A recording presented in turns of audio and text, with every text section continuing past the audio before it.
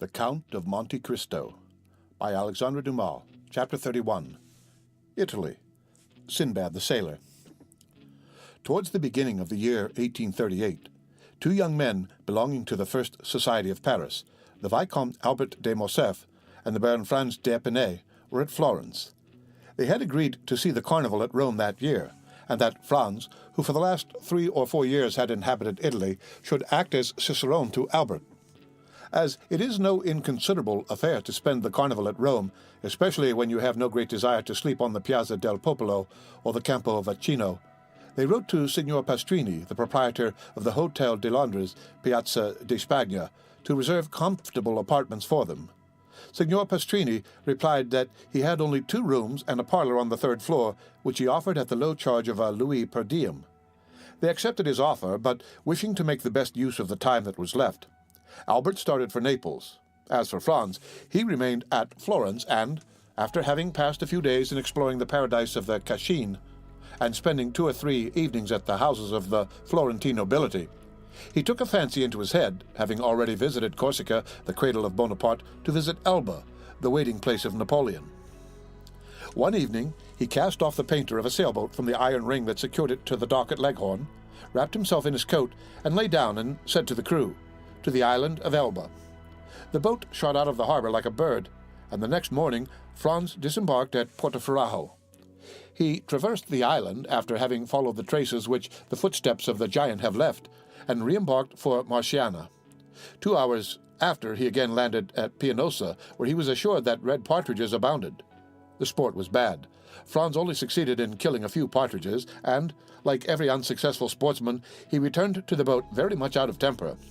"Ah, if your Excellency chose," said the captain, "you might have capital sport." "Where? Do you see that island?" continued the captain, pointing to a conical pile rising from the Indigo Sea. "Well, what is this island?" "The island of Monte Cristo." "But I have no permission to shoot over this island."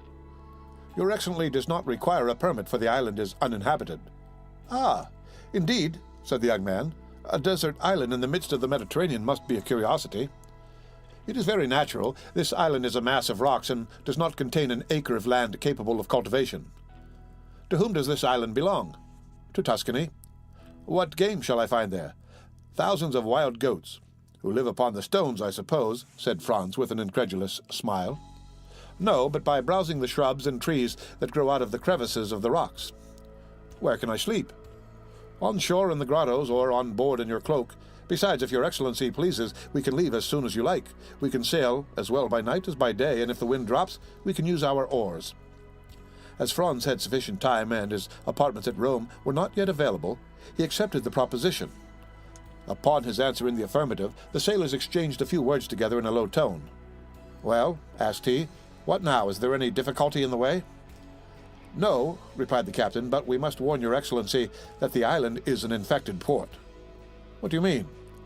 "Monte Cristo, although uninhabited, yet serves occasionally as a refuge for the smugglers and pirates who come from Corsica, Sardinia, and Africa, and if it becomes known that we have been there, we shall have to perform quarantine for 6 days on our return to Leghorn." "The deuce! That puts a different face on the matter. 6 days? Why, that's as long as the Almighty took to make the world. Too long a wait, too long." "But who will say your Excellency has been to Monte Cristo?" "Oh, I shall not," cried Franz. "Nor I. "Nor I," chorused the sailors. "Then steer for Monte Cristo." The captain gave his orders, the helm was put up, and the boat was soon sailing in the direction of the island. Franz waited until all was in order, and when the sail was filled and the 4 sailors had taken their places, 3 forward and 1 at the helm, he resumed the conversation. "Gaetano," said he to the captain, "you tell me Monte Cristo serves as a refuge for pirates who are, it seems to me, a very different kind of game from the goats." "Yes, your Excellency, and it is true." "I knew there were smugglers, but I thought that since the capture of Algiers and the destruction of the Regency, pirates existed only in the romances of Cooper and Captain Marryat." "Your Excellency is mistaken. There are pirates, like the bandits who were believed to have been exterminated by Pope Leo XII, and who yet every day rob travelers at the gates of Rome. Has not your Excellency heard that the French charge d'affaires was robbed 6 months ago within 500 paces of Velletri?" "Oh, yes, I heard that." "Well, then, If, like us, your Excellency lived at Leghorn, you would hear from time to time that a little merchant vessel or an English yacht that was expected at Bastia, at Porto Frajo, or at Civitavecchia has not arrived. No one knows what has become of it, but doubtless it has struck on a rock and foundered. Now this rock it has met has been a long and narrow boat manned by 6 or 8 men who have surprised and plundered it, some dark and stormy night near some desert and gloomy island, as bandits plunder a carriage in the recesses of a forest. "But," asked Franz, who lay wrapped in his cloak at the bottom of the boat, "why do not those who have been plundered complain to the French, Sardinian, or Tuscan governments?" "Why?" said Gaetano with a smile. "Yes, why? Because, in the first place, they transfer from the vessel to their own boat whatever they think worth taking. Then they bind the crew hand and foot, they attach to everyone's neck a 24-pound ball, a large hole is chopped in the vessel's bottom, and then they leave her. At the end of 10 minutes the vessel begins to roll heavily and settle down. First one gun will go under, then the other, then they lift and sink again, and both go under at once. All at once there's a noise like a cannon. That's the air blowing up the deck. Soon the water rushes out of the scupper holes like a whale spouting, the vessel gives a last groan, spins round and round, and disappears, forming a vast whirlpool in the ocean. And then all is over, so that in 5 minutes nothing but the eye of God can see the vessel where she lies at the bottom of the sea. Do you understand now," said the captain, "why no complaints are made to the government, and why the vessel never reaches port?" It is probable that if Gaetano had related this previous to proposing the expedition, Franz would have hesitated, but now that they had started, he thought it would be cowardly to draw back. He was one of those men who do not rashly court danger, but if danger presents itself, combat it with the most unalterable coolness. Calm and resolute, he treated any peril as he would an adversary in a duel, calculated its probable method of approach, retreated, if at all, as a point of strategy, and, not from cowardice, was quick to see an opening for attack, and won victory at a single thrust. "Bah!" said he. "I have traveled through Sicily and Calabria. I have sailed 2 months in the archipelago, and yet I never saw even the shadow of a bandit or a pirate." "I did not tell your Excellency this to deter you from your project," replied Gaetano, "but you questioned me, and I have answered, that's all." "Yes, and your conversation is most interesting, and as I wish to enjoy it as long as possible, steer for Monte Cristo." The wind blew strongly. The boat made 6 or 7 knots an hour, and they were rapidly reaching the end of their voyage. As they drew near, the island seemed to lift from the sea, and the air was so clear that they could already distinguish the rocks heaped on one another like cannonballs in an arsenal, with green bushes and trees growing in the crevices. As for the sailors, although they appeared perfectly tranquil, yet it was evident that they were on the alert, and that they carefully watched the glassy surface over which they were sailing, and on which a few fishing boats with their white sails were alone visible. They were within 15 miles of Monte Cristo when the sun began to set behind Corsica, whose mountains appeared against the sky, showing their rugged peaks in bold relief.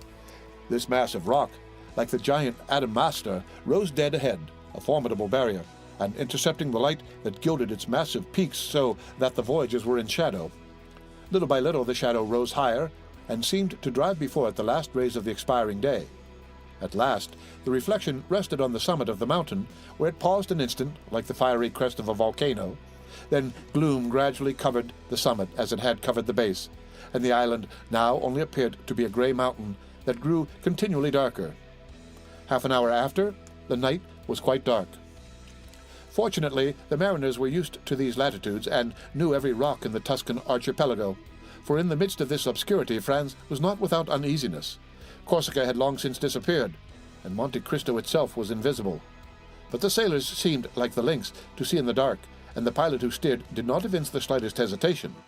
An hour had passed since the sun had set, when Franz fancied he saw, at a quarter of a mile to the left, a dark mass, but he could not precisely make out what it was, and fearing to excite the mirth of the sailors by mistaking a floating cloud for land, he remained silent. Suddenly, a great light appeared on the strand. Land might resemble a cloud, but the fire was not a meteor. "What is this light?" asked he. "Hush," said the captain. "It is a fire." "But you told me the island was uninhabited." "I said there were no fixed habitations on it, but I said also that it served sometimes as a harbor for smugglers." "And for pirates." "And for pirates," returned Gaetano, repeating Franz's words. "It is for that reason I have given orders to pass the island, for, as you see, the fire is behind us." "But this fire," continued Franz, It seems to me rather reassuring than otherwise. Men who did not wish to be seen would not light a fire." "Well, that goes for nothing," said Gaetano.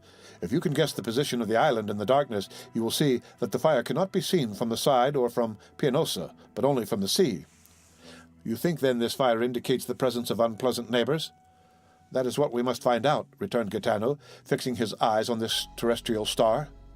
"How can you find out?" "You shall see." Gaetano consulted with his companions, and after 5 minutes' discussion, a maneuver was executed which caused the vessel to tack about. They returned the way they had come, and in a few minutes the fire disappeared, hidden by an elevation of the land. The pilot again changed the course of the boat, which rapidly approached the island, and was soon within 50 paces of it. Gaetano lowered the sail, and the boat came to rest. All this was done in silence, and from the moment that their course was changed, not a word was spoken. Gaetano, who had proposed the expedition, had taken all the responsibility on himself. The 4 sailors fixed their eyes on him while they got out their oars and held themselves in readiness to row away, which, thanks to the darkness, would not be difficult. As for Franz, he examined his arms with the utmost coolness. He had 2 double-barreled guns and a rifle. He loaded them, looked at the priming, and waited quietly. During this time the captain had thrown off his vest and shirt, and secured his trousers around his waist. His feet were naked, so he had no shoes and stockings to take off. After these preparations, he placed his finger on his lips, and lowering himself noiselessly into the sea, swam towards the shore with such precaution that it was impossible to hear the slightest sound. He could only be traced by the phosphorescent line in his wake. This track soon disappeared. It was evident that he had touched the shore. Everyone on board remained motionless for half an hour, when the same luminous track was again observed, and the swimmer was soon on board. "Well," exclaimed Franz and the sailors in unison. "They are Spanish smugglers," said he. "They have with them 2 Corsican bandits." "And what are these Corsican bandits doing here with Spanish smugglers?" "Alas," returned the captain, with an accent of the most profound pity, "we ought always to help one another. Very often the bandits are hard-pressed by gendarmes or carbineers. Well, they see a vessel, and good fellows like us on board, they come and demand hospitality of us. You can't refuse help to a poor hunted devil. We receive them, and for greater security we stand out to sea. This costs us nothing and saves the life, or at least the liberty, of a fellow creature who on the first occasion returns the service by pointing out some safe spot where we can land our goods without interruption." "Ah," said Franz. "Then you are a smuggler occasionally, Gaetano." "Your Excellency, we must live somehow," returned the other, smiling impenetrably. "Then you know the men who are now on Monte Cristo?" "Oh, yes. We sailors are like Freemasons and recognize each other by signs. And do you think we have nothing to fear if we land?" "Nothing at all. Smugglers are not thieves." "But these 2 Corsican bandits," said Franz, calculating the chances of peril. "It is not their fault that they are bandits, but that of the authorities." "How so?" "Because they are pursued for having made us stiff, as if it was not in a Corsican's nature to revenge himself." "What do you mean by having made us stiff?" "Having assassinated a man," said Franz, continuing his investigation. "I mean that they have killed an enemy, which is a very different thing," returned the captain. "Well," said the young man, "let us demand hospitality of these smugglers and bandits. Do you think they will grant it?" "Without doubt." "How many are they?" 4, and the 2 bandits make 6. "Just our number, so that, if they prove troublesome, we shall be able to hold them in check. So, for the last time, steer to Monte Cristo." "Yes, but your Excellency will permit us to take all due precautions." "By all means. Be as wise as Nestor and as prudent as Ulysses. I do more than permit, I exhort you." "Silence, then," said Gaetano. Everyone obeyed. For a man who, like Franz, viewed his position in its true light, it was a grave one. He was alone in the darkness with sailors whom he did not know, and who had no reason to be devoted to him, who knew that he had several thousand francs in his belt, and who had often examined his weapons, which were very beautiful, if not with envy, at least with curiosity. On the other hand, he was about to land without any other escort than these men on an island which had, indeed, a very religious name, but which did not seem to Franz likely to afford him much hospitality, thanks to the smugglers and bandits. The history of the scuttled vessels, which had appeared improbable during the day, seemed very probable at night. Placed as he was between 2 possible sources of danger, he kept his eye on the crew and his gun in his hand. The sailors had again hoisted sail, and the vessel was once more cleaving the waves. Through the darkness, Franz, whose eyes were now more accustomed to it, could see the looming shore along which the boat was sailing, and then as they rounded a rocky point, he saw the fire more brilliant than ever, and about it 5 or 6 persons seated. The blaze illumined the sea for 100 paces around. Gaetano skirted the light, carefully keeping the boat in the shadow. Then, when they were opposite the fire, he steered to the center of the circle, singing a fishing song of which his companions sung the chorus. At the first words of the song, the men seated round the fire arose and approached the landing place, their eyes fixed on the boat, evidently seeking to know who the newcomers were and what were their intentions. They soon appeared satisfied and returned, with the exception of one who remained at the shore to their fire, at which the carcass of a goat was roasting. When the boat was within 20 paces of the shore, the man on the beach, who carried a carbine, presented arms after the manner of a sentinel, and cried, "Who comes there?" in Sardinian. Franz coolly cocked both barrels. Gaetano then exchanged a few words with this man, which the traveller did not understand, but which evidently concerned him. "Will your Excellency give your name or remain incognito?" asked the captain. "My name must rest unknown. Merely say I am a Frenchman traveling for pleasure." As soon as Gaetano had transmitted this answer, the sentinel gave an order to one of the men seated round the fire, who rose and disappeared among the rocks. Not a word was spoken.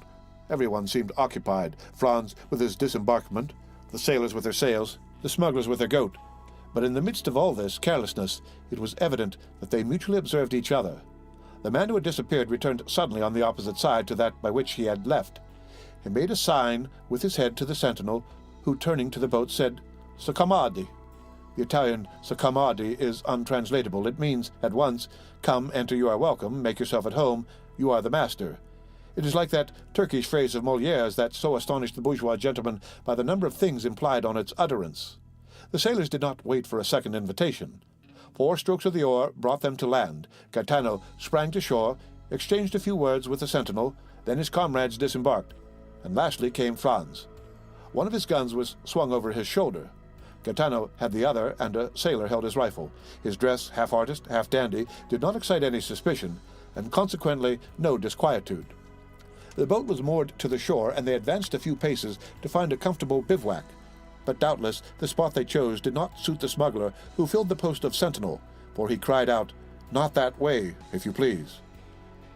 Gaetano faltered an excuse, and advanced to the opposite side, while 2 sailors kindled torches at the fire to light them on their way.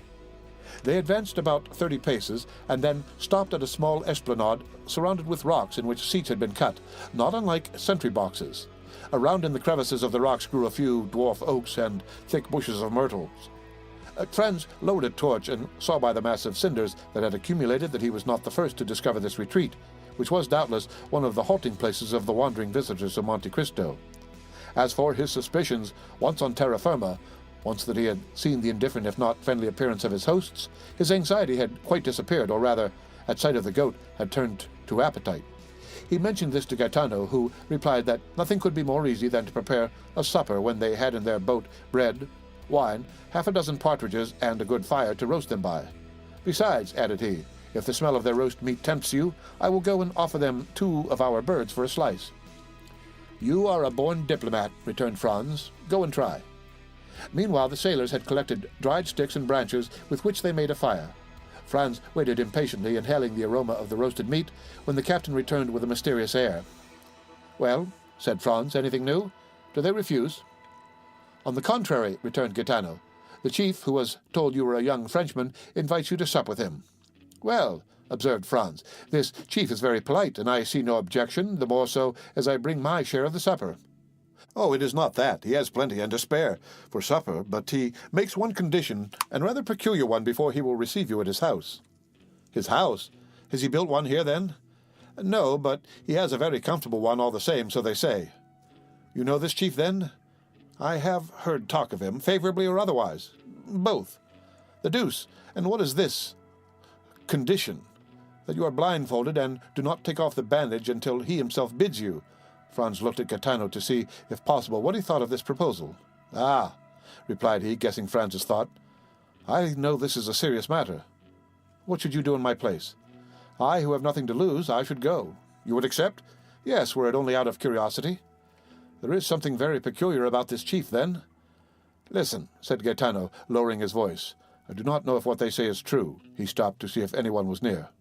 "What do they say?" "That this chief inhabits a cavern to which the Pitti Palace is nothing." "What nonsense!" said Franz, reseating himself. "It is no nonsense. It is quite true." Kama, the pilot of the St. Ferdinand, went in once, and he came back amazed, vowing that such treasures were only to be heard of in fairy tales. "Do you know," observed Franz, "that with such stories you make me think of Ali Baba's enchanted cavern?"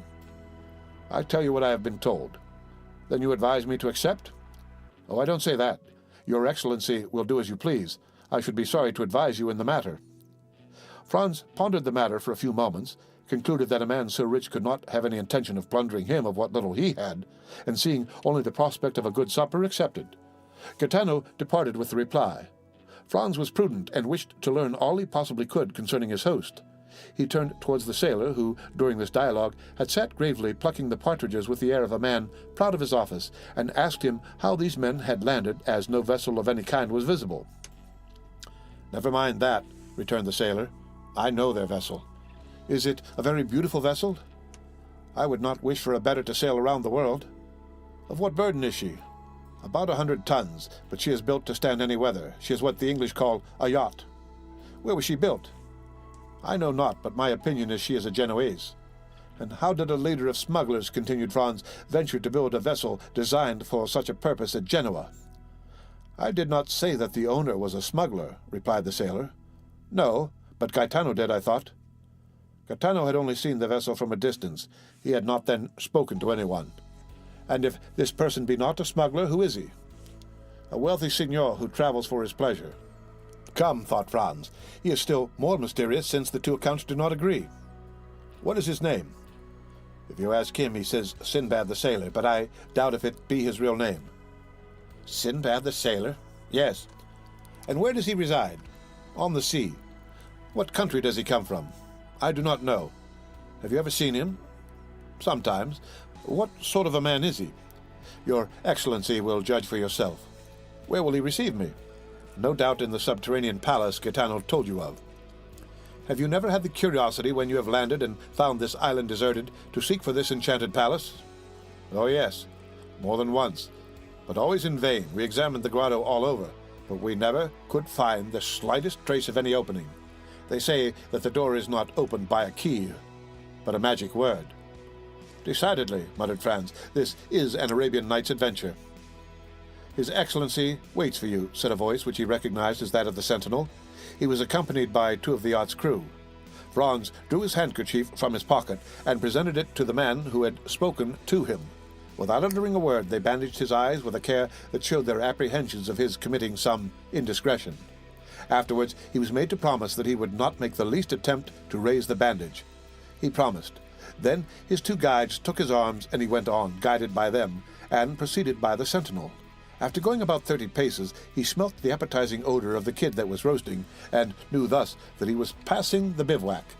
They then led him on about 50 paces farther, evidently advancing towards that part of the shore where they would not allow Gaetano to go, a refusal he could now comprehend.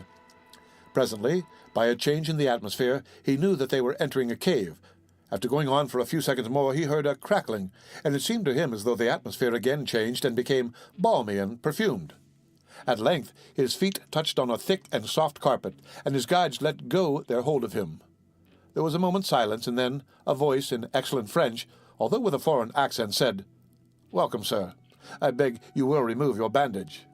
It may be supposed, then, Franz did not wait for a repetition of this permission, but took off the handkerchief and found himself in the presence of a man from 38 to 40 years of age, dressed in a Tunisian costume, that is to say, a red cap with a long blue silk tassel, a vest of black cloth embroidered with gold pantaloons of deep red, large and full gaiters of the same color, embroidered with gold like the vest, and yellow slippers.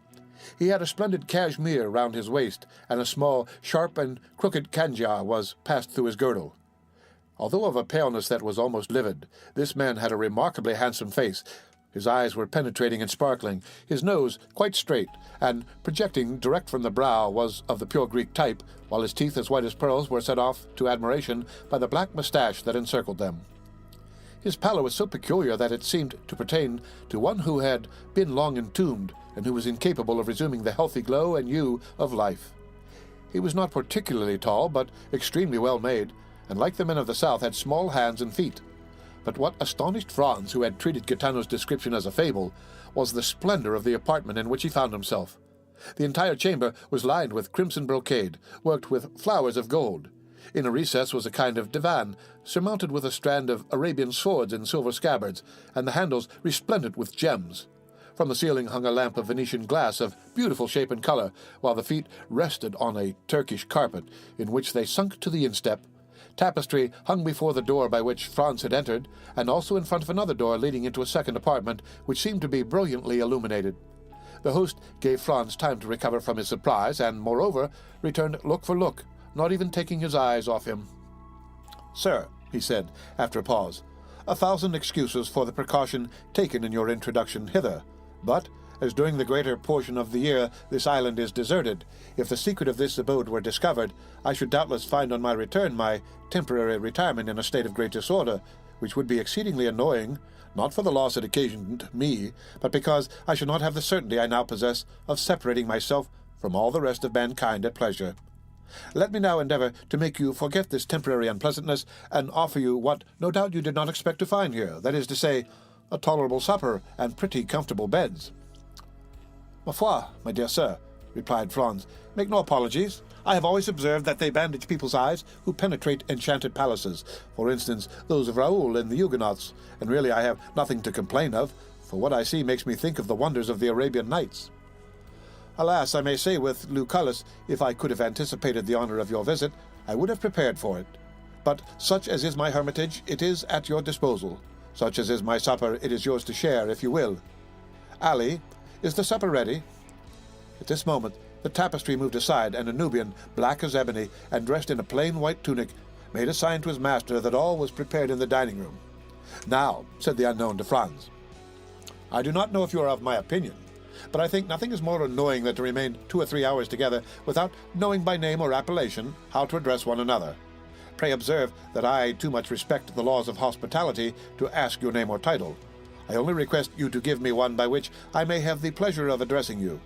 As for myself, that I may put you at your ease, I tell you that I am generally called Sinbad the Sailor." "And I," replied Franz, "will tell you, as I only require his wonderful lamp to make me precisely like Aladdin, that I see no reason why at this moment I should not be called Aladdin. That will keep us from going away from the East, whither I am tempted to think I have been conveyed by some good genius." "Well then, Signor Aladdin," replied the singular amphitryon, "you heard our repast announced. Will you now take the trouble to enter the dining-room, your humble servant going first to show the way?" At these words, moving aside the tapestry, Sinbad preceded his guest. Franz now looked upon another scene of enchantment. The table was splendidly covered, and, once convinced of this important point, he cast his eyes around him. The dining-room was scarcely less striking than the room he had just left. It was entirely of marble, with antique bas-reliefs of priceless value, and at the 4 corners of this apartment, which was oblong, were 4 magnificent statues having baskets in their hands. These baskets contained 4 pyramids of most splendid fruit. There were Sicily pineapples, pomegranates from Malaga, oranges from the Balearic Isles, peaches from France, and dates from Tunis. The supper consisted of a roast pheasant garnished with Corsican blackbirds, a boar's ham with jelly, a quarter of a kid with tartar sauce, a glorious turbot, and a gigantic lobster. Between these large dishes were smaller ones containing various dainties. The dishes were of silver and the plates of Japanese china. Franz rubbed his eyes in order to assure himself that this was not a dream. Ali alone was present to wait at table, and acquitted himself so admirably that the guest complimented his host thereupon. "Yes," replied he, "while he did the honors of the supper with much ease and grace, yes, he is a poor devil who is much devoted to me, and does all he can to prove it. He remembers that I saved his life, and as he has a regard for his head, he feels some gratitude towards me for having kept it on his shoulders." Ali approached his master, took his hand, and kissed it. "Would it be impertinent, Signor Sinbad," said Franz, "to ask you the particulars of this kindness?" "Oh, they are simple enough," replied the host. "It seems the fellow had been caught wandering nearer to the harem of the Bey of Tunis than etiquette permits to one of his colour, and he was condemned by the Bey to have his tongue cut out and his hand and head cut off, the tongue the first day, the hand the second, and the head the third. I always had a desire to have a mute in my service, so, learning the day his tongue was cut out, I went to the Bey and proposed to give him for Ali a splendid double-barreled gun, which I knew he was very desirous of having. He hesitated a moment, he was so very desirous to complete the poor devil's punishment, but when I added to the gun an English cutlass with which I had shivered His Highness's yataghan to pieces, the Bey yielded and agreed to forgive the hand and head, but on condition that the poor fellow never again set foot in Tunis. This was a useless clause in the bargain, for whenever the coward sees the first glimpse of the shores of Africa, he runs down below and can only be induced to appear again when we are out of sight of that quarter of the globe. Franz remained a moment silent and pensive, hardly knowing what to think of the half-kindness, half-cruelty with which his host related the brief narrative.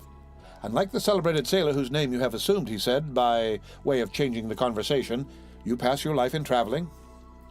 "Yes. I made a vow at a time when I little thought I should ever be able to accomplish it," said the unknown with a singular smile, "and I made some others also which I hope I may fulfill in due season." Although Sinbad pronounced these words with much calmness, his eyes gave forth gleams of extraordinary ferocity. "You have suffered a great deal, sir?" said Franz inquiringly. Sinbad started and looked fixedly at him as he replied, "What makes you suppose so?" "Everything," answered Franz. "Your voice, your look, your pallid complexion, and even the life you lead." "I live the happiest life possible, the real life of a pasha. I am king of all creation. I am pleased with one place and stay there. I get tired of it and leave it. I am free as a bird and have wings like one. My attendants obey my slightest wish. Sometimes I amuse myself by delivering some bandit or criminal from the bonds of the law. Then I have my mode of dispensing justice, silent and sure, without respite or appeal, which condemns or pardons, and which no one sees. Ah, if you had tasted my life, you would not desire any other, and would never return to the world unless you had some great project to accomplish there." "Revenge, for instance," observed Franz. The unknown fixed on the young man one of those looks which penetrate into the depths of the heart and thoughts. "And why revenge?" he asked. "Because," replied Franz, "you seem to me like a man who, persecuted by society, has a fearful account to settle with it." "Ah," responded Sinbad, laughing with his singular laugh, which displayed his white and sharp teeth. "You have not guessed rightly. Such as you see me, I am a sort of philosopher, and one day, perhaps, I shall go to Paris to rival Monsieur Appert and the little man in the blue cloak." "And will that be the first time you ever took that journey?" "Yes, it will. I must seem to you by no means curious, but I assure you that it is not my fault I have delayed it so long. It will happen one day or the other." "And do you propose to make this journey very shortly?" "I do not know. It depends on circumstances which depend on certain arrangements. I should like to be there at the time you come, and I will endeavor to repay you as far as lies in my power for your liberal hospitality displayed to me at Monte Cristo." "I should avail myself of your offer with pleasure," replied the host, "but unfortunately if I go there it will be, in all probability, incognito." The supper appeared to have been supplied solely for Franz, for the unknown scarcely touched one or two dishes of the splendid banquet to which his guest did ample justice. Then Ali brought on the dessert, or rather took the baskets from the hands of the statues and placed them on the table. Between the two baskets he placed a small silver cup with a silver cover. The care with which Ali placed his cup on the table roused Franz's curiosity. He raised the cover and saw a kind of greenish paste, something like preserved angelica, but which was perfectly unknown to him. He replaced the lid, as ignorant of what the cup contained as he was before he had looked at it, and then, casting his eyes towards his host, he saw him smile at his disappointment. "You cannot guess," said he, "what there is in that small vase, can you?" "No, I really cannot." "Well, then, that green preserve is nothing less than the ambrosia which Hebe served at the table of Jupiter." "But," replied Franz, "this ambrosia, no doubt, in passing through mortal hands, has lost its heavenly appellation and assumed a human name. In vulgar phrase, which may you term this composition, for which, to tell the truth, I do not feel any particular desire?" "Ah, thus it is that our material origin is revealed," cried Sinbad. "We frequently pass so near to happiness without seeing, without regarding it, or if we do see and regard it, yet without recognizing it. Are you a man for the substantials, and is gold your god? Taste this, and the mines of Peru, Gujarat, and Golconda are open to you. Are you a man of imagination, a poet? Taste this, and the boundaries of possibility disappear. The fields of infinite space open to you. You advance free in heart, free in mind, into the boundless realms of unfettered reverie. Are you ambitious, and do you seek after the greatness of the earth? Taste this, and in an hour you will be a king, not a king of a petty kingdom hidden in some corner of Europe like France, Spain, or England, but king of the world, king of the universe, king of creation, without bowing at the feet of Satan. You will be a king and master of all the kingdoms of the earth. Is it not tempting what I offer you? And is it not an easy thing, since it is only to do thus? Look." At these words, he uncovered the small cup which contained the substance so lauded, took a teaspoonful of the magic sweetmeat, raised it to his lips, and swallowed it slowly, with his eyes half shut and his head bent backwards. Franz did not disturb him whilst he absorbed his favorite sweetmeat, but when he had finished, he inquired, "What then is this precious stuff?" "Did you ever hear," he replied, "of the old man of the mountain who attempted to assassinate Philip Augustus?" "Of course I have." "Well, you know he reigned over a rich valley which was overhung by the mountain whence he derived his picturesque name. In this valley were magnificent gardens planted by Hassan ben Sabah, and in these gardens isolated pavilions. Into these pavilions he admitted the elect, and there, says Marco Polo, gave them to eat a certain herb which transported them to paradise in the midst of ever-blooming shrubs, ever-ripe fruit, and ever-lovely virgins. What these happy persons took for reality was but a dream, but it was a dream so soft, so voluptuous, so enthralling, that they sold themselves body and soul to him who gave it to them, and obedient to his orders as to those of a deity, struck down the designated victim, died in torture without a murmur, believing that death they underwent was but a quick transition to that life of delights of which the holy herb now before you had given them a slight foretaste." "Then," cried Franz, "it is hashish. I know that, by name at least." "That is it precisely, Signor Aladdin. It is hashish, the purest and most unadulterated hashish of Alexandria, the hashish of Abu Ghor, the celebrated maker, the only man, the man to whom there should be built a palace inscribed with these words, 'A grateful world to the dealer in happiness.' Do you know," said Franz, "I have a very great inclination to judge for myself of the truth or exaggeration of your eulogies." "Judge for yourself, Signor Aladdin, judge, but do not confine yourself to one trial. Like everything else, we must habituate the senses to a fresh impression, gentle or violent, sad or joyous. There is a struggle in nature against this divine substance, in nature which is not made for joy and clings to pain. Nature subdued must yield in the combat. The dream must succeed to reality, and then the dream reigns supreme. Then the dream becomes life, and life becomes the dream. But what changes occur!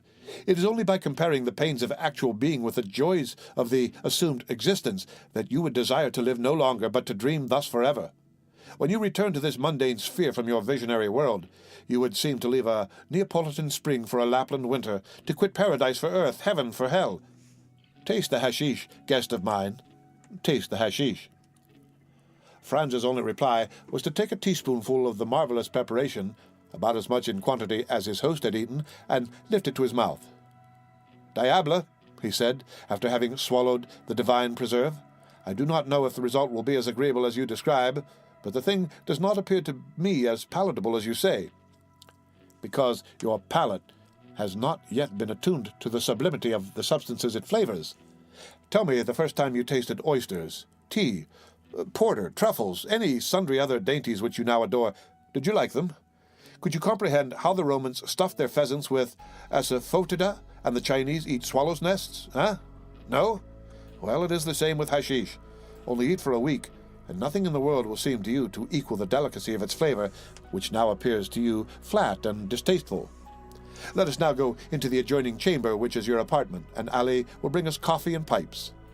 They both arose, and while he who called himself Sinbad, and whom we have occasionally named so that we might, like his guest, have some title by which to distinguish him, gave some orders to the servant, Franz entered still another apartment.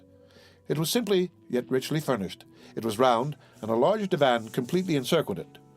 Divan, walls, ceiling, floors were all covered with magnificent skins, as soft and downy as the richest carpets. They were heavily maned lion skins from Atlas, striped tiger skins from Bengal, panther skins from the Cape, spotted beautifully like those that appeared to Dante, bear skins from Siberia, fox skins from Norway, and so on.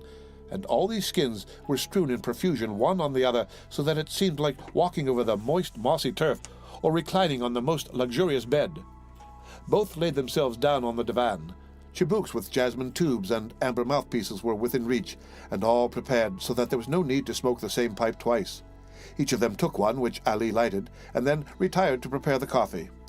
There was a moment's silence during which Sinbad gave himself up to thoughts that seemed to occupy him incessantly, even in the midst of his conversation, and Franz abandoned himself to that mute reverie into which we always sink when smoking excellent tobacco, which seems to remove with its fume all the troubles of the mind, and to give the smoker in exchange all the visions of the soul. Ali brought in the coffee. "How do you take it?" inquired the unknown, "in the French or Turkish style? Strong or weak, sugar or none, cool or boiling, as you please. It is ready in all ways." "I will take it in the Turkish style," replied Franz. "And you are right," said his host. "It shows you have a tendency for an Oriental life." "Aha! Those Orientals, they are the only men who know how to live. As for me," he added, with one of those singular smiles which did not escape the young man, "when I have completed my affairs in Paris, I shall go and die in the East, and should you wish to see me again, you must seek me at Cairo, Baghdad, or Isfahan." "Ma foi," said Franz, "it would be the easiest thing in the world, for I feel eagle's wings springing out at my shoulders, and with those wings I could make a tour of the world in 24 hours." "Ah, yes, the hashish is beginning its work. Well, unfurl your wings and fly into superhuman regions. Fear nothing, there is a watch over you, and if your wings like those of Icarus melt before the sun, we are here to ease your fall." He then said something in Arabic to Ali, who made a sign of obedience and withdrew, but not to any distance. As to Franz, a strange transformation had taken place in him.